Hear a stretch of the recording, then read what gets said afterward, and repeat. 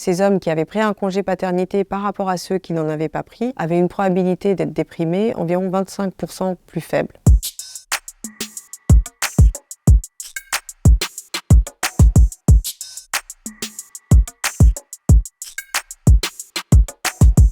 La dépression, c'est une maladie psychiatrique. La dépression du postpartum, ce sont les mêmes symptômes que la dépression en général, mais ils surviennent dans l'année qui suit la naissance d'un enfant.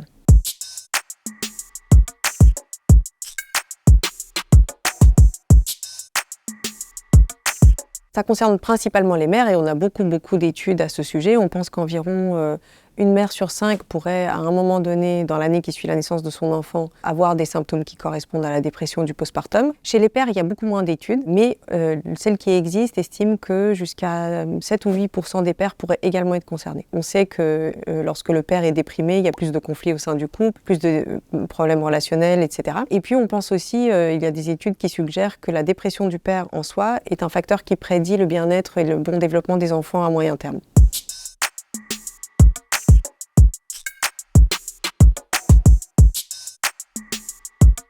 Nous, on s'est plutôt intéressé à un facteur de protection qui est le fait de bénéficier d'un congé paternité parce qu'on sait que le fait de pouvoir prendre du temps dans de bonnes conditions financières pour pouvoir rencontrer son enfant, s'en occuper et aider aussi au sein de la famille peuvent être favorables en termes de santé mentale.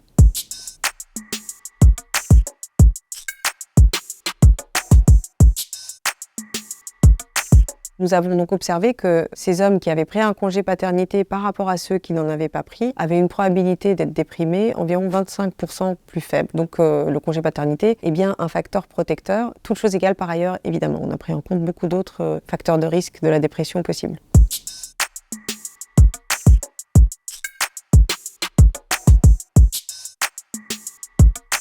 La prochaine étape, ce sera d'étudier la question de savoir si le fait que le père ait pris un congé paternité est associé à un meilleur développement psychologique des enfants.